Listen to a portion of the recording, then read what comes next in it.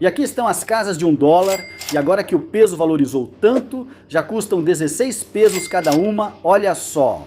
Me dá 5 com porta e 5 sem porta e embrulha pra mim. Nem precisa me dar troco. Me dá um prédio pra viagem, como vocês querem? Com sacada ou sem sacada? E algumas estão mal assombradas e até vêm com um demônio dentro pra te assustar à noite. Olha aí! O fenômeno das casas por $1 existe em muitos países, não só nos Estados Unidos, especialmente na Itália.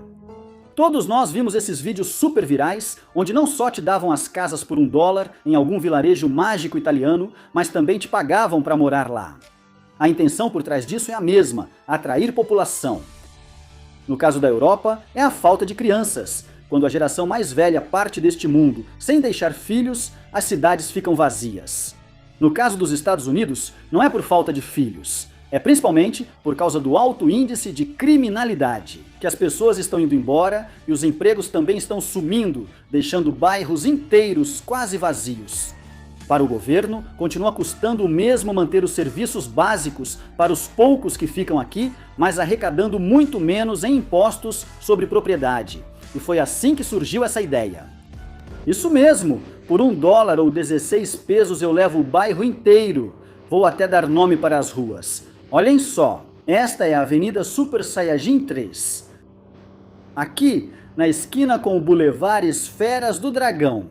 Já reformada pelas mãos de algum compatriota, irmão que fala espanhol, vai ficar assim, olha. Eu topo sim. Ufa, olha só você. Um nome, né? Eu quero sim, umas 50 dessas. Sim, por $1 eu compro a cidade toda. Sim, eu compro. Aí está, 5 para levar. Fique com o troco. 5 para levar, sim. Você compra toda a cidade e coloca o nome de Cidade Satã, sim. Pois já assim prontas. Olha, até eu me animo, desse jeito por $1, ui, me dê toda a bairro para levar. Eu estabeleço a minha própria Cidade Sajajintana. Uau! Mas se essas casas são tão baratas, por que ninguém as compra? Vamos ver! Somente o investimento para tornar essas casas habitáveis novamente já passa dos $100 mil. E além disso, são mais de $50 mil só de impostos de dívida. E o pior de tudo é que esta casa só chegaria a $150 mil em investimento. E para poder vendê-la, você teria que vendê-la por mais de $200 mil para conseguir ganhar um pouco mais de dinheiro. O que seria um problema, já que a região em si não está avaliada nesse preço. Ou seja, as casas não vão conseguir ser vendidas, mesmo que a casa esteja bonita. Ninguém vai querer comprar porque a região é perigosa. Vamos lá, vamos fazer as contas. Você paga $50 mil por casa em impostos que estão em atraso por causa dos inquilinos anteriores que saíram sem pagar e pelo tempo que ficou vazia, já que os impostos sobre a propriedade não foram pagos. Lembre-se, nesta sociedade pagamos aluguel para 2 pessoas, para o dono da casa e para o governo. $100 mil para reformá-la, mais $1 que você pagou por ela, nos dá 150 mil e $1 por cada casa, que você não pode vender por mais de 50 mil. Isso é se o governo conseguir continuar fornecendo os serviços básicos. Se mais pessoas forem embora, eles não vão conseguir mais. De que adianta ter uma casa recém-reformada se não vai ter água e eletricidade?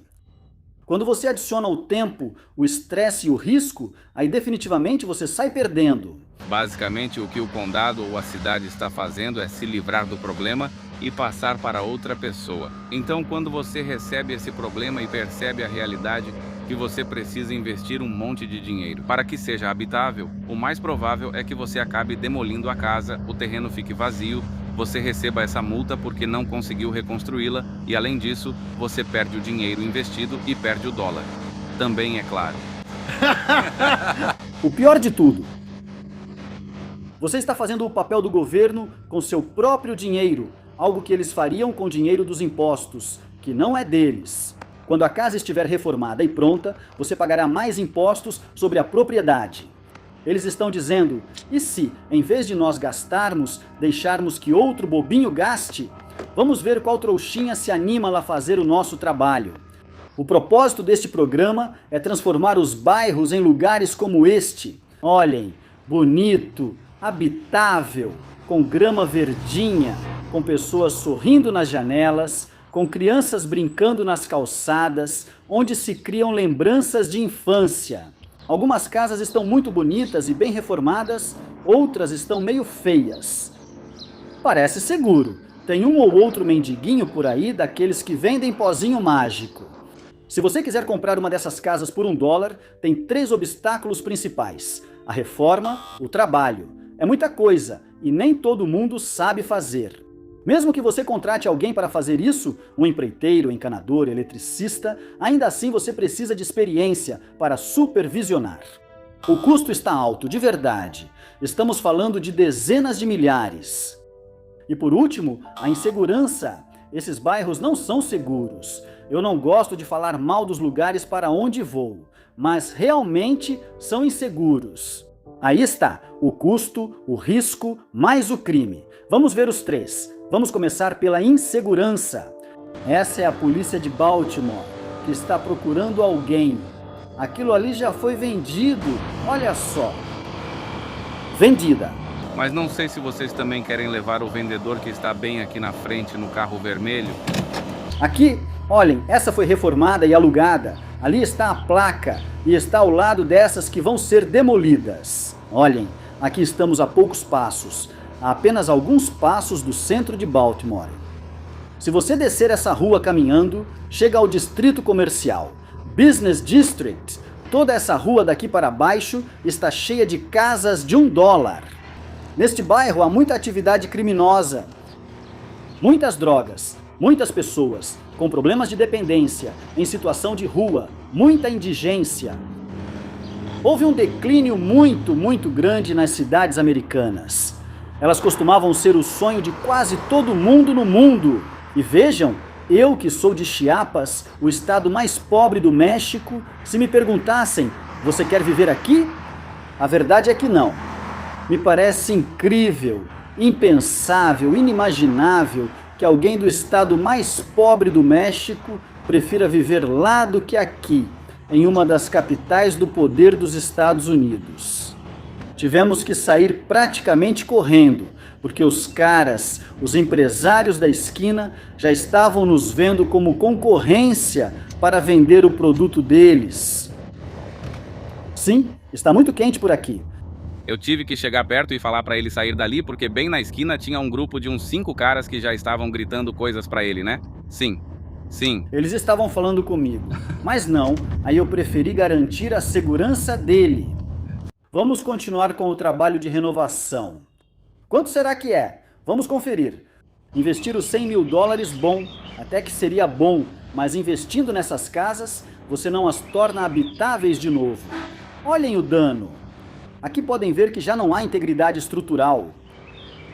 O telhado tem todos os vazamentos que você possa imaginar. As travas de dentro eu não consigo ver, mas só de olhar daqui de fora eu percebo que a divisão dos andares já não é segura. Você teria que reinstalar toda a parte elétrica e hidráulica, além do isolamento. Essas casas são mais ou menos de 1930. Teria que trocar todo o isolamento. Essa fibra de vidro, quando molha, cria um fungo que é tóxico. Ali podemos ver que um passarinho fez seu ninho ali, então você já tem que tirar todo o seu isolamento. A madeira já está podre. Na época em que essas casas foram construídas, ainda não existia aquele selador para madeira. O telhado também. Olhem, a camada de impermeabilizante estava bem fina. Não, sério, olhem o que é isso, cara. O que é isso? Para quem se perguntava se o Firulais é mais educado no primeiro mundo, também não é, olha só. E aqui diz, Said, proibido entrar. Para quem não sabe inglês, no trespassing significa que não pode passar de 3 em 3. Tem que passar de 1 em 1 ou de 2 em 2. Mas em grupos de 3 já não pode, no trespassing. Gente, não é por ser crítico, não é por ser chato. Bom, eu sou chato, não vou negar. Mas olha, me escutem um momento. Isso aqui pra mim não parece primeiro mundo. Podem me chamar de bobo, idiota, chato, o que quiserem. Falem aí nos comentários, eu até gosto de ler. Mas olha, para morar aqui é melhor eu morar em Chiapas. Aqui nesse terreno eu posso plantar árvores frutíferas, de laranja, de tamarindo, de mamão. Eu vou ao Festival de Chiapa de Corzo todo ano. Na verdade, o sonho americano é que você vem por tudo. Se for para a classe baixa dos Estados Unidos, é melhor ficar na minha casa. E aqui não estamos nos arredores, jogados lá na periferia. Ainda estamos dentro do que é considerado o centro, o downtown da cidade de Baltimore, que é uma das áreas metropolitanas mais importantes dos Estados Unidos, que é o suposto país mais rico do mundo. O nascimento do sonho americano, que é a qualidade de vida, o padrão de vida que todo ser humano no planeta Terra aspira a ter. Bom, aqui estamos com um engenheiro em produções cinematográficas. Vamos ver se conseguimos ver a parte de cima dos telhados para avaliar melhor os danos nos telhados e ter uma ideia de quanto é o seu investimento aqui. Vamos ver. Não, realmente dá para ver que o dano é bem extenso, e não só nos telhados, mas em todo o bairro. As rodovias, as ruas que levam você até aqui, o asfalto, as calçadas, toda a infraestrutura em geral, não estão em boas condições. Para dar um ponto de referência para vocês, eu vim até este outro bairro, onde não são casas de $1, não tem crime, não tem vendedores ambulantes, não tem brigas. Olhem só, são as mesmas casas, o mesmo design, até pode ter sido a mesma construtora no ano em que foram construídas. O mesmo modelo, o mesmo tamanho, as mesmas árvores, tudo igual. Podemos até dizer que é a mesma demografia. O que exatamente muda? O nível de renda, as pessoas que vivem aqui. Bom, essa pergunta eu deixo para vocês. Aqui estão os gringos trabalhando, vejam. Tem 4 caras parados, olhando para cada um que está trabalhando. Olhem, aqui estamos a algumas ruas daquele bairro. E vejam a diferença. Essas já estão habitadas, estão mais ou menos limpas, já mais cuidadas. Vejam a diferença que faz. Olhem, vejam a diferença entre habitado e desabitado. É o mesmo estilo de casas.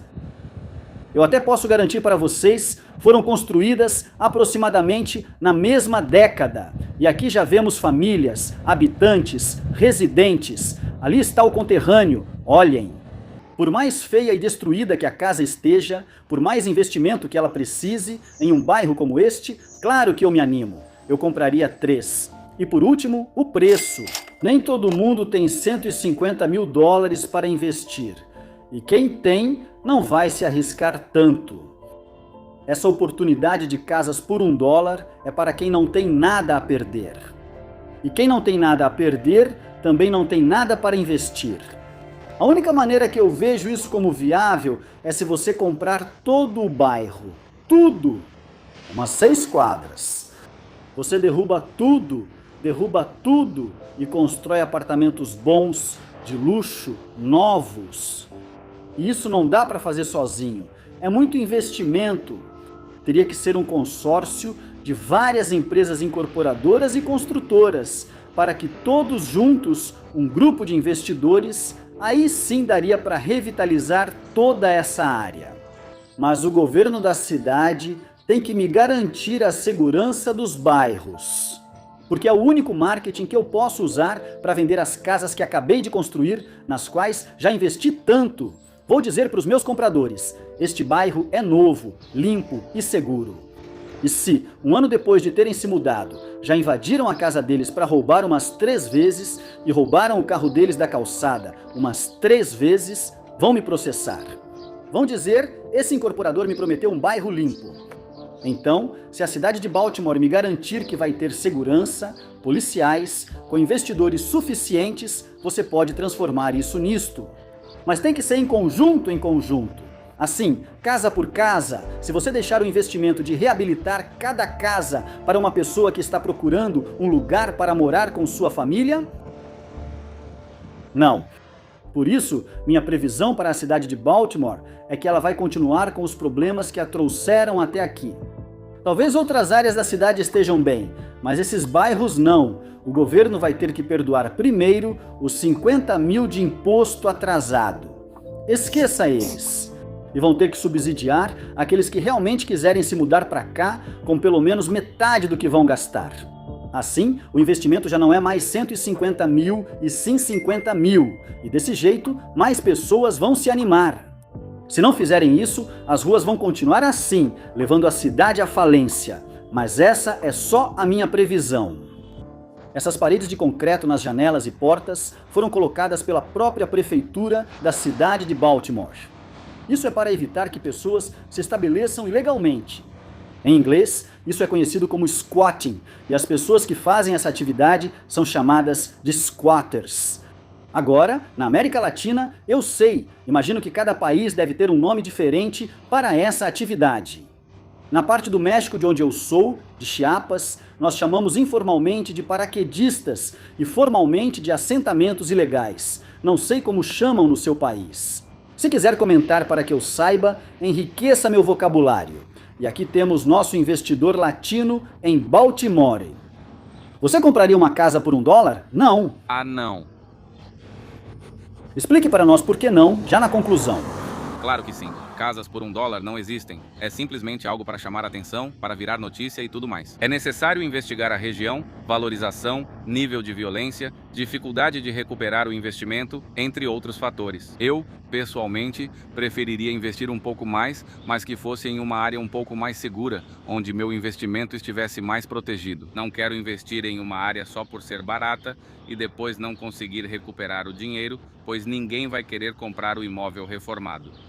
Então a conclusão final é, se você vai comprar sua casa por $1, também faça um seguro que te cubra contra a perfuração de órgãos por bala. Nos vemos na próxima.